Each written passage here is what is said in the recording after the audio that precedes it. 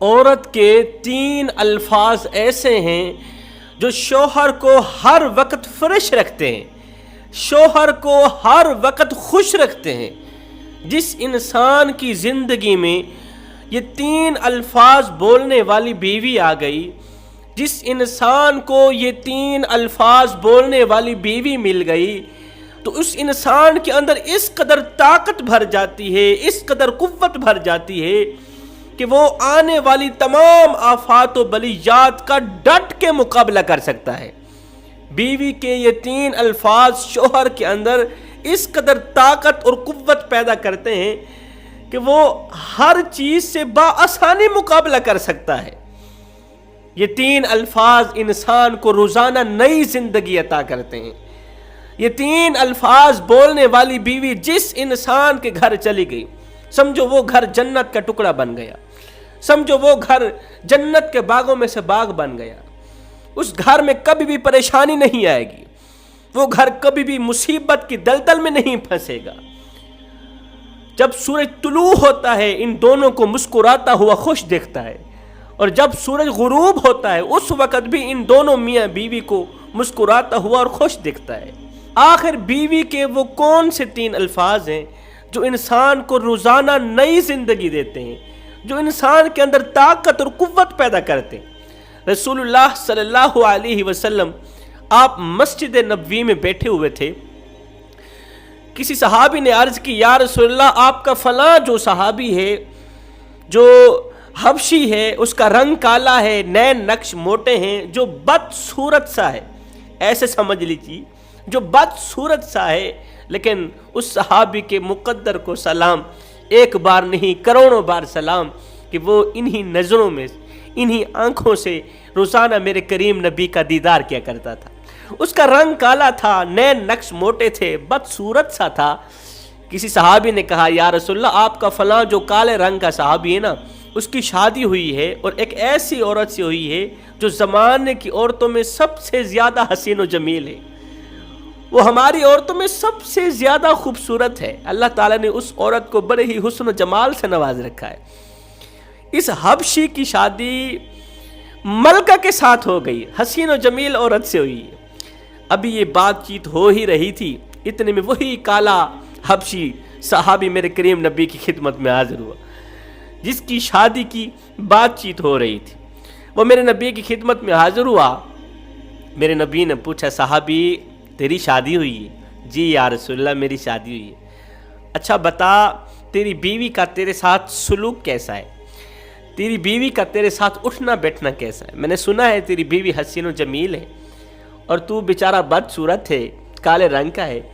تیری بیوی نے کبھی اپنے حسن پہ مان تو نہیں کیا، اپنے حسن پہ تکبر تو نہیں کرتی، تیری صورت کو بد صورت تو نہیں کہتی، اپنے حسن پہ ناز تو نہیں کرتی، تجھے کھلاتی پلاتی اچھا ہے، تیری نوکری کرتی ہے، کھانا بنا کے دیتی ہے اور تیرا خیال بھی رکھتی ہے، تیری فکر بھی کرتی ہے، تیری امانت کی خیانت تو نہیں کرتی، تیرے گھر سے باہر نکلنے کے بعد کسی غیر محرم کو اپنے گھر میں تو نہیں بلاتی، تیرے گھر سے نکلنے کے بعد تیری غیر موجودگی میں اور تیری اجازت کے بغیر گھر سے باہر تو نہیں نکلتی، اس کے لوگوں کے ساتھ کوئی تعلقات تو نہیں ہے۔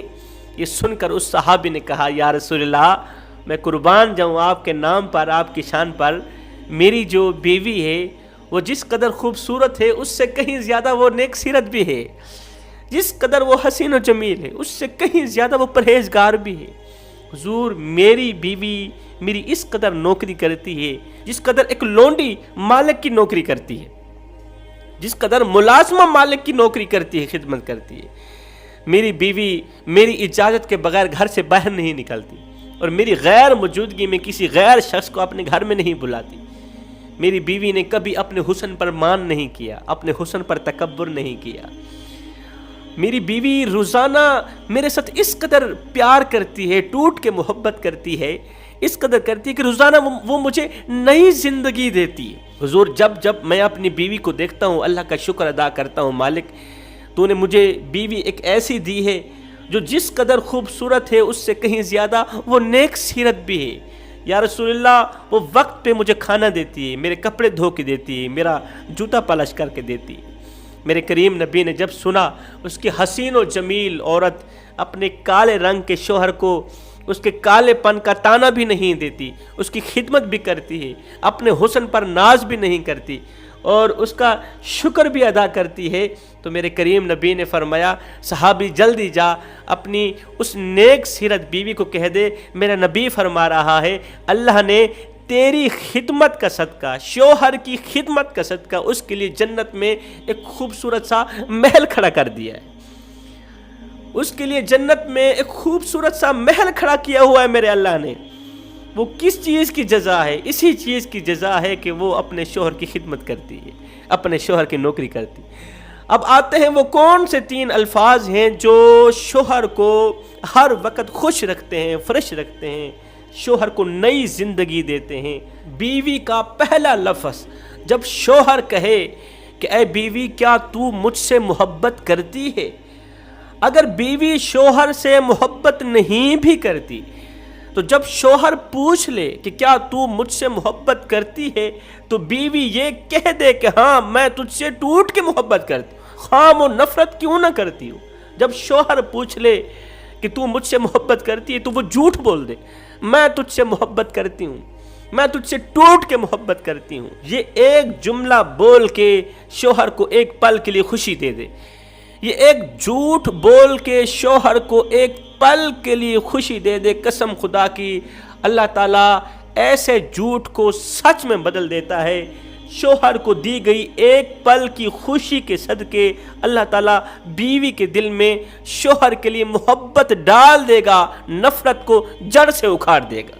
جب شوہر کہے کہ تو مجھ سے محبت کرتی ہے تو آگے کہہ دو میں تجھ سے ٹوٹ کے محبت کرتی ہوں۔ دوسرا لفظ جب شوہر غربت کی دلدل میں پھنس جائے، اس قدر پھنس جائے کہ عزیز و اقارب دور چلے جائیں، عزیز و اقارب چھوڑ جائیں، سب چھوڑ جائیں، پیسہ تھا غیر بھی اپنے تھے، دشمن بھی اپنے تھے، عزیز و اقارب سب اپنے ہی تھے، آج پیسہ نہیں ہے تو کوئی قریب آنے کے لیے تیار نہیں ہے۔ جب وہ غربت کی دلدل میں پھنس جاتا ہے سب دور چلے جاتے ہیں، بھاگ جاتے ہیں، اپنے پرائے دوست احباب، یہاں تک کہ بھائی بھی دور چلے جاتے ہیں۔ یہ تو بھوکا ہے، یہ تو ہر وقت مانگتا ہی رہتا ہے، یہ تو ہر وقت خیرات مانگتا ہی رہتا ہے، اس سے بچو، اس سے دور ہی ہو جاؤ۔ کوئی بھی اسے سلام کرنے کے لیے راضی نہیں ہوتا، کوئی بھی اس سے بات کرنا گوارا نہیں کرتا، یہ بھوکا ہے، کہیں 2-4 روپے مانگ بھی نہ لے۔ تو وہ جب دیکھتا ہے کہ سارا زمانہ مجھ سے دور ہو چکا ہے، تو جب شوہر دیکھتا ہے کہ میرے پاس جب پیسہ تھا غیر بھی اپنے تھے، آج پیسہ نہیں ہے، غربت کا شکار اس طرح ہوا ہوں کہ سب مجھے چھوڑ کے چلے گئے، سب مجھے چھوڑ کے چلے گئے، اب ایک بیوی رہ گئی، وہ بھی چھوڑ کے چلی جائے گی، اس سے بہتر ہے کہ بیوی کو خود ہی جانے کی اجازت دے دیتا ہوں۔ یہ بیوی کے پاس جاتا ہے، کہتا ہے کہ سارا زمانہ مجھے چھوڑ کے چلا گیا، اگر تو بھی جانا چاہتی ہے تو جا سکتی ہے، کیونکہ اب میرے پاس کھانے کو کچھ نہیں، پینے کو کچھ نہیں، پہنانے کو کچھ نہیں، میرے پاس کوئی خرچ نہیں ہے، پیسہ نہیں، دولت نہیں، کچھ بھی نہیں ہے میرے پاس صرف میں ہوں، میرے علاوہ اور کچھ نہیں ہے۔ میرے پاس رہنا چاہتی ہو تو بتا دو، نہیں تو میں تمہیں اجازت دیتا ہوں، تم بھی کہیں نہ کہیں جا سکتی ہو۔ تو آگے بیوی بجائے جانے کے، بجائے بے وفائی دکھانے کے، تو بیوی اس کا ہاتھ اپنے دونوں ہاتھوں سے پکڑتی ہے، کہتی ہے اے میرے سرتاج، دنیا چاہے 1,00,000 بار چھوڑ دے، میں تجھے اکیلا چھوڑ کے ہرگز نہیں جاؤں گی، میں تجھے تنہا اکیلا چھوڑ کے نہیں جاؤں گی۔ زندگی میں اونچ نیچ آتی رہتی ہے، پریشان مت ہو۔ آج اگر پریشانی کے دن ہے تو آسانی تک جانے سے پہلے پریشانیوں کا سامنا کرنا پڑتا ہے۔ امیری تک پہنچنے سے پہلے، امیری تک جانے سے پہلے غربت کا منہ دیکھنا پڑتا ہے، غربت سے گزرنا پڑتا ہے۔ تو پریشان کیوں ہو رہا ہے؟ میں تیرے ساتھ کھڑی ہوں۔ کیوں ساتھ کھڑی ہوں؟ اس لیے کہ جب تو امیر تھا، جب تو مالدار تھا، جب تیرے پاس پیسہ تھا تو میرے اوپر ہزاروں نعمتوں کی بارش برساتا رہا، میری ہر ایک خواہش پوری کی، کمزور سے کندھے پہ بوریاں لاد کے دن رات ایک کر کے تو نے میری ہر ایک خواہش پوری کی۔ آج تو غربت کا شکار ہی کیا ہو گیا، تو کیا میں تجھے اکیلا چھوڑ کے چلی جاؤں؟ ایسا ہرگز نہیں ہو سکتا۔ تیسرا لفظ، جب شوہر ناراض ہو جائے تو بیوی اپنے دونوں ہاتھوں سے اس کا ایک ہاتھ پکڑ کے ہاتھ چوم کر کہے، او میرے سرتاج، میں اس وقت تک نہیں سوؤں گی جب تک تو مجھ پہ راضی نہیں ہوگا۔ فرمایا یہ 3 الفاظ بولنے والی بیوی جس گھر میں چلی جائے اس گھر کو جنت کے باغوں میں سے باغ بنا دیتی ہے، اس شخص کو ہر وقت جوان رکھتی ہے، اس قدر جوان رکھتی ہے کہ اسے بوڑھا نہیں ہونے دیتی۔